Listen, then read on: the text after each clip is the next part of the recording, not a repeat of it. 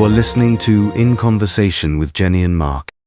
Hello, everyone. I am the Reverend Jennie Adams from Holy Trinity Church, South Kensington. And I am the Reverend Mark Adams from St Margaret's Church, Barking. Hello. Hello, was that what I was supposed to say? Was I supposed to say anything else? I thought you'd say more, but hi. Okay. This is In Conversation with Jennie and Mark. Not with Lindsay this week. If you were listening a couple of weeks ago, we had Lindsay with us. Sorry, it's just back to us two again today, and we've been away for a week, so that's one that wasn't one last week. We're back now, we're ready and raring to go, aren't we, Jennie? We are indeed raring to go. Raring to go. Yeah. Okay. We are looking at this week's Gospel reading, Luke 18, 1 to 8, I think. Yeah, I think that's right. There it And is. if you put it on screen, I'll read it and we can get straight into it. I'll get straight into it. Okay, the parable of the widow and the unjust judge. Then Jesus told them a parable about their need to pray always and to not lose heart. He said, in a certain city there was a judge who neither feared God nor had respect for people. In that city there was a widow who kept coming to him and saying, grant me justice against my opponent. For a while he refused, but later he said to himself, though I have no fear of God and no respect for anyone, yet because this widow keeps bothering me, I will grant her justice, so that she may not wear me out by continually coming. And the Lord said, listen to what the unjust judge says. And will not God grant justice to his chosen ones who cry to him day and night? Will he delay long in helping them? I tell you, he will quickly grant justice to them. And yet, when the Son of Man comes, will he find faith on earth? So,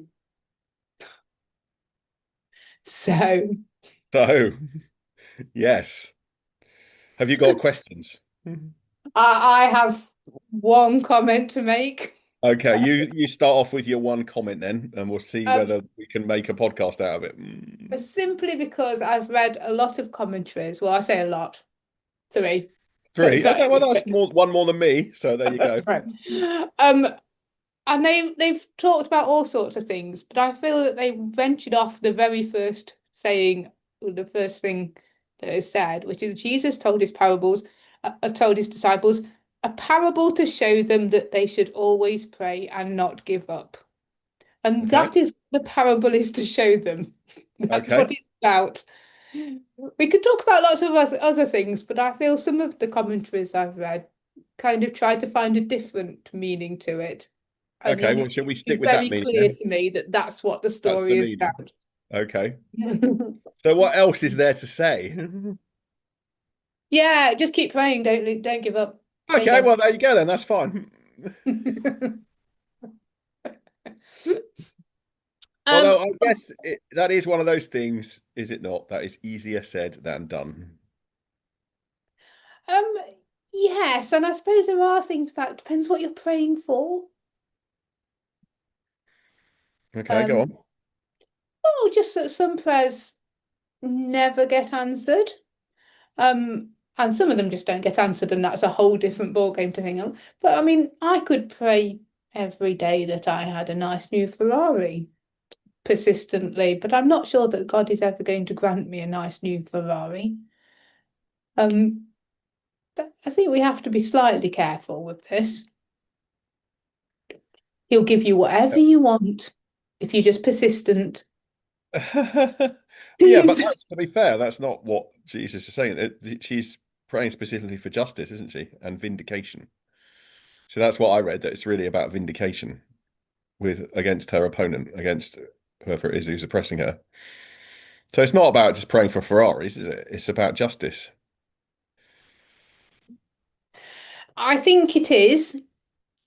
I think it could be dangerous to go down that route too much. Okay. Why do you think that? Because it's still about praying and not giving up. Okay. I don't think it really, the ones I read, or one in particular, then went on to be about acting for justice, and it's all about prayer is action, and it just went a bit too far, in my opinion. Not Okay, that so what do those you think aren't it? good things, Okay, but so I what do you think think it it is is saying about then? prayer. So what do you think it is saying? That we should pray for justice and not give up.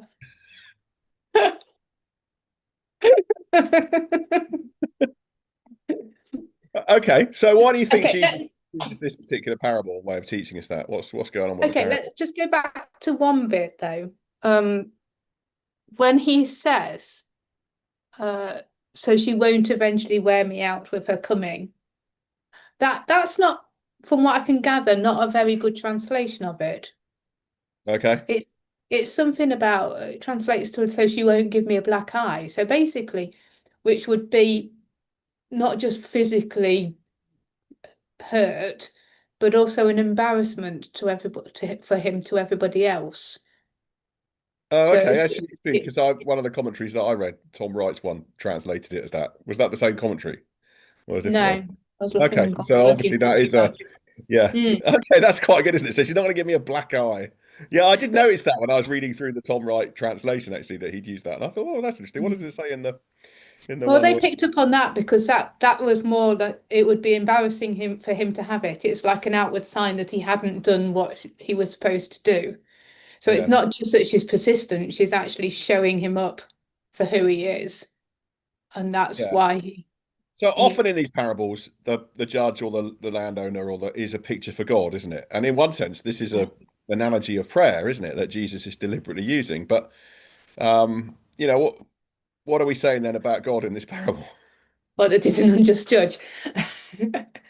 Isn't it a bit more like the birds in the air that do not worry? If he clothes these, will he do so much more for you? Isn't it? If even the unjust judge can understand that this needs to be done or will give in, God will do so much more be for you because he's just. Yeah, I think that is what's going on. Though it still interests me as why Jesus would use that kind of method of teaching. I mean, you're right. Jesus does do it quite a lot, doesn't he? It's quite a lot of the how much more then, I mean, Yeah, I think, top of my if head, it's like even this evil person can do right, then obviously God's going to do it much more. I think that's a fair yeah. comment. If you ask your father for a stone, will he give you a bread? Will he give you a stone or that? It's to sort of say how much more will God give good Mm. things to those who ask him. It is a similar kind of idea. I'm interested in why Jesus uses that kind of teaching method, though. I mean, is there a bit of an element here that actually Jesus is also recognizing that prayer is hard and you will sometimes feel like giving up and maybe God will even appear sometimes to be like the unjust judge and you've got to sort of keep beating the door down. I don't know. So what sort of things would we be praying for now? If we were to take this on board, what would we be praying for? Because we sat in church on Sunday to looked down the little leaflet they gave me for what they were praying for and went, oh look, that prayer's been answered. Because that church were praying for the end of war in the Holy Land, weren't they? I thought it was really interesting. They weren't praying for peace in the Holy Land. They prayed for the end of war. Um, Right. Well, I mean, okay, there's been a ceasefire. There's still a lot to pray for, though, isn't there? And it's been yeah, going I'd on say a there's long been time. the end to the war. There is a It's been going peace, a which is long why I time. was really interested that actually Yeah. their prayer would be answered. But we do Um, pray for that, don't we? And we have been praying consistently for the end to the war in the Middle East, the end to the war in Ukraine. We keep praying for that. And it's interesting to know to what extent, have our prayers now been answered? That's an interesting question. That in one sense, they have, haven't they? Because we've been praying that, and the war, there at least has been a ceasefire. There's a lot more to do, and there's a lot further to go. You know, um, but but we keep I mean, praying. We keep praying. what would you give as examples of what to pray for if we're talking about justice and the praying and never giving up? What examples would you use? Okay, so the things that, and actually, so two things for me actually. One is that I remember, so my most visible sign of the need for justice has been when I've visited the Philippines and seen, children and families living in Mm, terrible poverty. And I must admit, I do remember it was probably my second visit there, so I was getting a little bit more. I probably wasn't quite experienced quite the same level of culture shock that I had the first yeah. time, and I've obviously been back many times since. But and I remember. two things on that visit, and actually it was on the same visit about justice. One was there's got to be justice for this. Right. There has to be justice for this. And of course, you know, um, we've talked before about which side of that line do we put ourselves on, of rich and poor and all that kind of things, haven't we? But Mm. there's got to be justice for the fact that people are living like this, and actually, that's true because of economic injustice, and never mind, war and the sort of terrible suffering that people are going through under that. So I remember that really striking me. There's got to be justice. And it was on the same trip actually that I remember worshipping in the centre as it was then. It's not the same one as they've got now. It was a I have got a nice place that was, but they had a really quite difficult place, although the kids are still coming from the same situations. And I remember Okay. worshipping with these children in this real kind of, it was really kind of tucked away kind of place that was their center at the time. And that final verse came into my head from this passage: when the Son of Man comes, will he find faith on earth? And I thought, yes, if he's going to find it anyway, he's going to find it here. And I remember, Right. those are the two things that I think, um, Mm. strike me from this passage, and struck me then. Yeah. And so, therefore, who are the chosen ones who cry out to him day and night, for justice? Those Hmm. living under oppression, those who are living in poverty, you know, um, and yet those are not, we seem to be living in an interesting time where we don't seem to quite know who those are and who they're not anymore. It seem to be more obvious. It doesn't always seem to be quite so obvious now. You know, when does your Yes, when and I think that's what I've been contemplating really when I talk to a congregation in South Kensington, of who are they, in this story? Um, and as I say, I've done a bit of reading, and you could be this and this, and I thought, but we don't seem to be any of those people. We, we don't. well, I so you don't. could be the widow, or that you could be the It unjust could be the judge, or widow, or are you going to be? I can't remember the things, but I kind of just thought they don't fit into any of those categories. Wish I've got it up on screen now so I could, yeah, um, might be able to do that actually. but yeah, but it's a story about prayer, isn't it? It's not. Is it about our response, or is it a story? It's told as a parable of persistence in prayer, right? Yes, to show them that they should always pray and to not give up. Not lose heart. Yeah. I mean, That in is one simple. sense, it's quite a simple.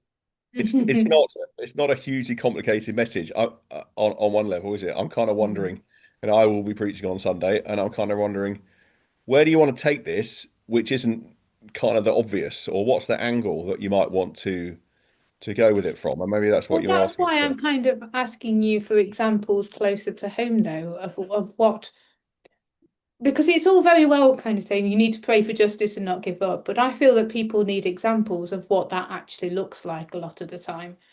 Um, and in many ways, it's easier to preach to a congregation that I would say of a higher deprivation level that often feel oppressed, and that it's part of their lifestyle, pray for justice and don't give up, if they're, but to preach to a congregation that are comfortable and Mm, wealthy, mm. I'm not sure what examples I can give them of what they could be preaching about or could be praying about. Um, Well, I guess you could be preachers that. I mean, it's also therefore an appeal to our common humanity. That we are not islands, to quote another poem. But Mhm.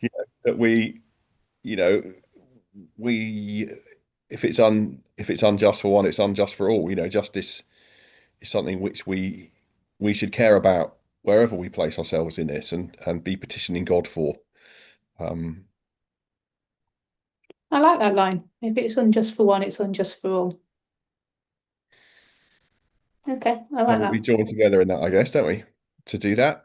Mm. And the truth is, often it's easy to forget that. But yeah, I think that might be an angle you could take with it. And I think you could build that out of that final verse, really. So when the Son of Man comes, will he find faith on earth? I mean, it's a kind of interesting question to leave that Jesus leaves hanging, isn't it, at the end of the passage, or he just another parable, but he just leaves that question hanging there. And so for me, that was my experience. That's what struck me when I remember when I was in Manila that time. Mm. Okay, well, if he's going to find it anyway, he's going to find it here. And to be fair, I suppose I'm finding it here. And it's not that we don't find faith anywhere else, but there did seem to be something that No, but just struck me I'd say about that that. that's a good story. If I was preaching in your context with your experience, I would probably just tell that story because I think Yeah. that in itself, I mean, it doesn't always have to be a 3-point sermon, does it? I think that in No. itself would actually help and bring home. And Um, I suppose then the challenge is that the challenge to our congregations is he going to find it here? So if yeah. it comes to St Margaret's Barking, if it comes to Holy Trinity South Kingston, is he going to find it here? And what will it look like to find it here? What will it look like to come to a church and find a place where there is faith and that we're living by faith? Oh, And you're on yeah, fire today. What will it look like? what will it look like here? And I guess you might not necessarily answer that question. But you can certainly pose it. I mean, Jesus Mhm. doesn't answer the question here, does he? I guess in a way, although maybe he's inviting us to see the No, answer. I'm not going to answer it. I'm just going to ask them, what would it look like? Is he going to Yeah, find it? What does it look like? Um, yeah, yeah. I'm writing down now. Well, you can always listen back, Jenny. You can always listen to it again. So Don't like I listening to guess myself. you know, and then of course he goes on. I don't know if we're doing it next week or not, but goes on to the other parable about the tax collector and the person beating their chest. We'll be doing next week, won't we? But I suppose it leads into that, doesn't it? That's all about. But are Yeah, you no, seeing? next week is that. Are you Let's save finding that. faith in this persistent widow? Then Mhm. is an example of faith. Then it's not going to give up. And yeah, and I guess coming back to that thing of how much more then, that's a key thing, isn't it? How much more Mhm. then? This is not what God, this isn't, Jesus isn't telling us that this is what God is like. Though sometimes I think it's okay to think that it might seem like that. Otherwise, the parable also loses its force, doesn't it?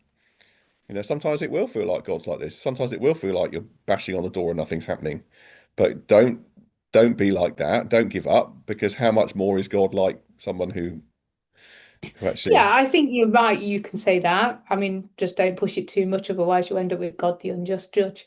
But but sometimes it does sound as though you feel as though you're just praying and praying and praying yeah, yeah. and shouting into the void, really. Yeah, Um, yeah, but don't give up. I but think Jesus is acknowledging here that sometimes it might feel like that without having to necessarily say that God is like the unjust judge. It might seem like it is, but how much more then will God mhm. give, you know? So there's some thoughts, I guess, about the unjust judge and the widow and finding faith. And I guess we There pray that are, God will find faith with us and we won't give up. and we won't give up. Yeah, and there is a faithfulness and a day by dayness about that, which is really important, and we need to remind ourselves of. There is indeed. Oh, yeah, I could do that too. There you go. We could keep going. We could keep going. Lots of Let's thoughts. stop. But our time is up, Jenny. So thank you for listening and Thank you all. keep going, keep persisting. Keep the faith. Keep praying. Take care. And Bye we'll be bye. back next week. We will be back for next week, God willing. Bye bye. Take Bye care. bye.